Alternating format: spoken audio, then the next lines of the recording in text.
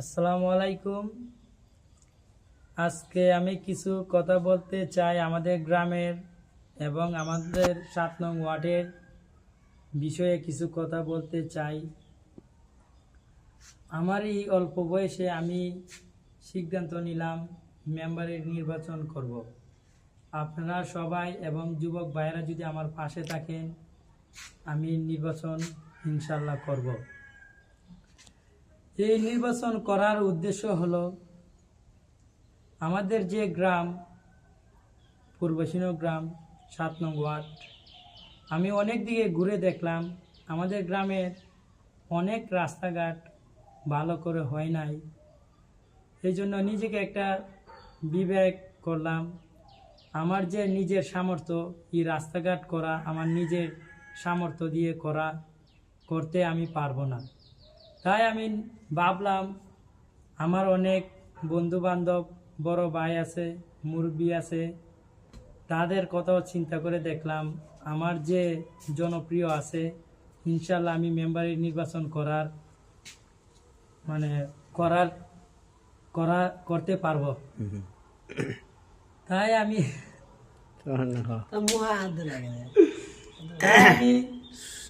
মেম্বারি করার সিদ্ধান্ত নিলাম। সবার সমর্থনে আমাদের গ্রামের যে রাস্তাঘাট আছে তেমন বেশি ভালো না। এই রাস্তাঘাট অনেক খারাপ। এই খারাপ রাস্তাঘাট করার জন্যে ভালো রাস্তা করার জন্য আমি নির্বাচন করতে চাই। আমার নিজের সামর্থ্য নাই এই রাস্তাঘাট কইরা দেওয়ার।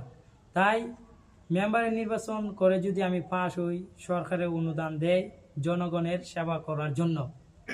তাই এই সরকারের অনুদান আমি কাজে লাগাতে চাই। আপনারা যদি আমাকে সবাই সাপোর্ট করেন, আমার পাশে থাকেন, আমাকে ভোট দেন, ইনশাল্লাহ আমি সরকারের অনুদান বিফলে যাইতে দিব না। ঠিক আছে।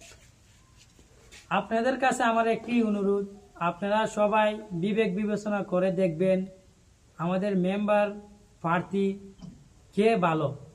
আপনারা ভালো ব্যক্তি হিসাবে একজন আমাদের 7 নং ওয়ার্ডকে সুন্দর করতে পারে এমন একজন ব্যক্তিকে দাঁড় করান, যাতে আমাদের রাস্তাঘাট গরিব দুঃখী মানুষের পাশে তাকে সবসময় খুঁজে পাওয়া যায়। এমন একটি ব্যক্তি খুঁজে বাইর কইরা দেন, যাতে আপনাদের ভোটটা বিফলে না যায়। আমি নিজে একটা সিদ্ধান্ত নিছি, আমার জীবনে কাউকে ভোট দিব না। যদি ভোট দেয় একমাত্র স্বপন চৌধুরী ছাড়া আমি কাউকে ভোট দিব না। কারণ আমি নিজে বিবেক কাটায় দেখলাম, আমি যারাই ভোট দেই আমার কাছে স্বপন চৌধুরী সৎ এবং নীতিবান মনে হয়। এই জন্য আমি নিজে সিদ্ধান্ত নিলাম আমার জীবনে যদি কাউকে ভোট দেই স্বপন চৌধুরীকেই দিব। তা আপনারাও এমন একটা সিদ্ধান্ত নেন, জীবনে যদি ভোট দিতে চাই একজন ভালো মানুষকে দেখে ভোট দিব, নাহলে জীবনে ভোট কেন্দ্রতে ভোট দিতে যাইতাম না। এরকম একটা সিদ্ধান্ত নেন, তাহলে আমাদের ওয়ার্ড কেন পুরা ইউনিয়ন, পুরা লাখাই থানা অনেক সুন্দর একটা পরিবেশ হবে, যেমন রাস্তাঘাট সব কিছুই হবে। তাই আপনারা নিজে বিবেক করেন, আপনারা কি করবেন, তাহলে মনে করেন আমাদের সব কিছু ভালো হবে। আচ্ছা।